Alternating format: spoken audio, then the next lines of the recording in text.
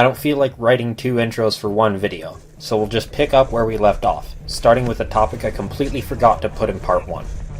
Optic weight isn't something you'll have to worry about with most setups. There's only 3 reasons I can think of to be concerned with it. The gun itself is lightweight and you want to compromise that as little as possible. You're mounting the optic a considerable distance away from the gun's center of balance, or you're using some kind of specialty mount that adds a fair bit of weight on its own. The length of an optic is the sort of thing you don't think about until it's causing you problems. We'll use this LR300 as an example. I want my optic to co-witness with my iron sights, so I'll put this EOTech clone on in front of the rear sight. I plan on using it for indoor games, so I'm gonna need a weapon light too.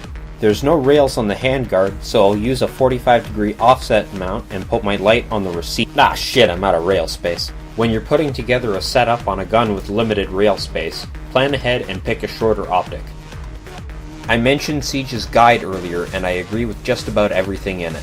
The only thing I would add is to look for optics with turrets that have features useful for making quick adjustments to your zero on the fly. Mid-game adjustments to your zero may sound like a bad idea, but it comes in handy. It goes without saying that you should zero your optic before you actually play, but that doesn't always happen.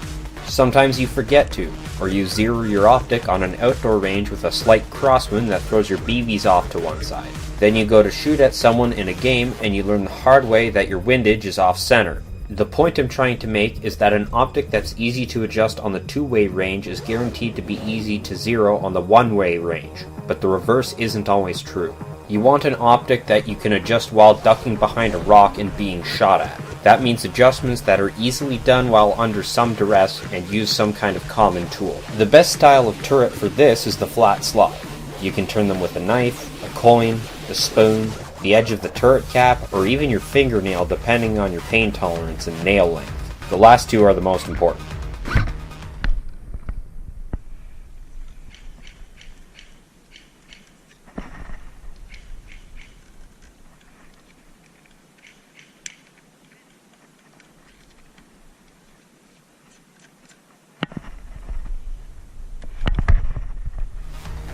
Some turret caps even have adjustment tools built into them. Those proprietary double peg things may seem appealing, but if they break off of the cap or you lose the cap, you're shit out of luck. Hex screw turrets are possibly the worst option. While they use a standard tool, that tool is the only way to adjust the turrets. If you have to adjust your zero mid-game, it takes extra time to pull the tool out of whatever pocket or pouch you're carrying it in. Yo, heads up, I just got to adjust the windage on my sight here. Just cover me for like 2 minutes.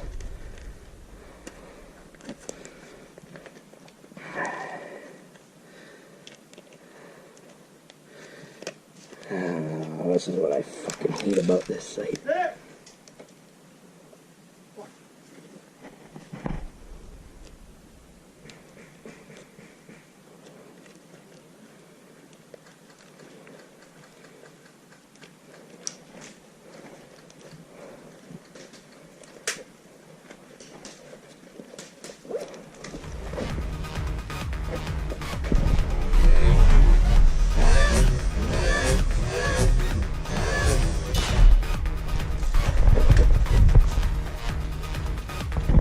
Did I shoot you in the dick?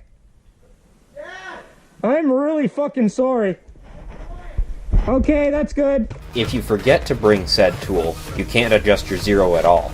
Continuous adjustment turrets may seem good in theory, but click adjustment turrets are better in practice. Continuous adjustment technically allows for infinite precision, but it's hard to be precise when the action of a skirmish keeps pulling your attention away. It's better to have click increments that can be measured by sound and feel. Make sure the turrets are labeled as well. If they're not labeled, figure out which way is which and label them yourself with a scribe or a screwdriver. Hell, if it comes labeled, add your own anyway in case the factory labels wear off.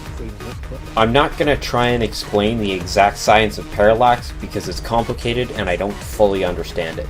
Google exists, do your own research if you want. Sorry, I just think I'm too stupid to understand this. All you need to know is that if your eye moves up, down, or side to side, the reticle moves off target in the same direction. The further away the target is, the less the reticle will be affected by parallax.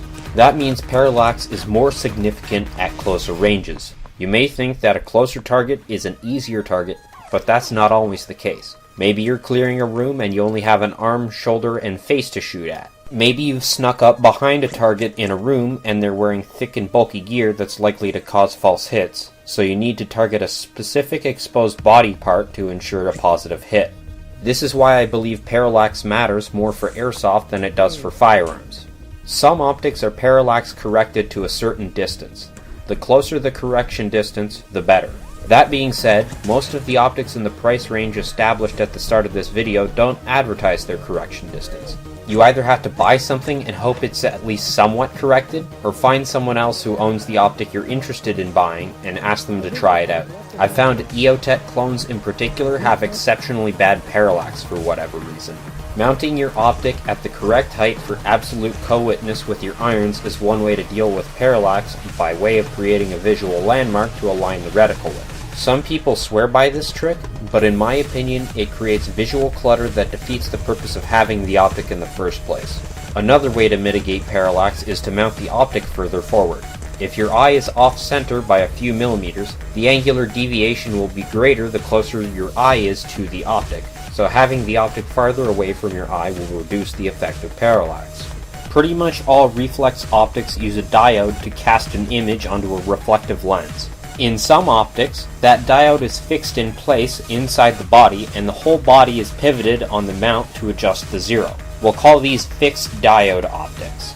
In other optics, the body and mount are made from the same piece of material while the diode is contained within a miniature housing that shifts around inside the body to adjust the zero. We'll call these moving diode optics. Fixed diode optics tend to be a bit cheaper, and that's about all they have going for them. A lot of them rely on these springs to stay held in place against the adjustment screws. If those springs aren't strong enough, any slight bump can throw the sight off zero. I've seen these lose zero just from being stuffed in a gun case. Do not buy fixed diode optics. Full stop. Disgusting! Moving diode optics are the opposite. They have a higher price floor and it's worth every penny. They sometimes use the same basic spring-based mechanism, but it's protected inside the optic, so it'll take a serious whack to make one lose zero.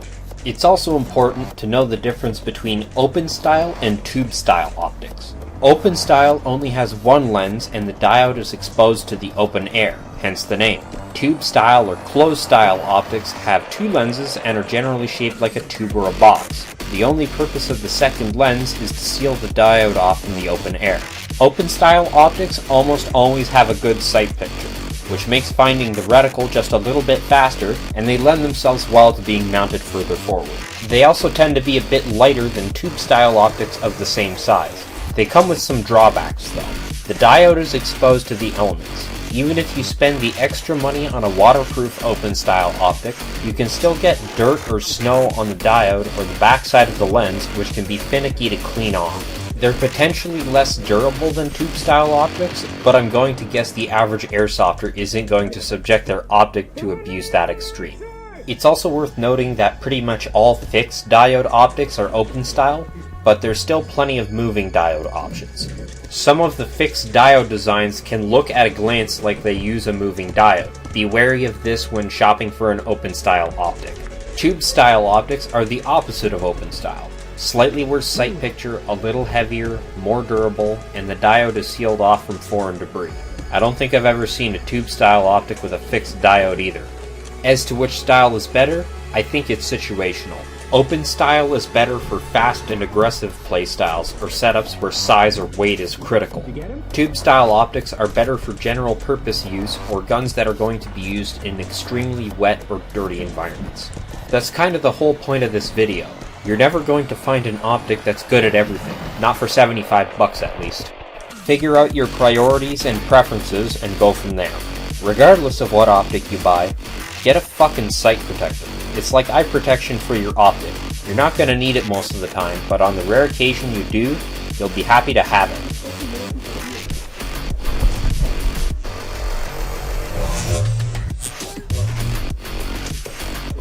Oh shit. Got me right in the smoke there, fuck. That's all for now. Thanks for watching.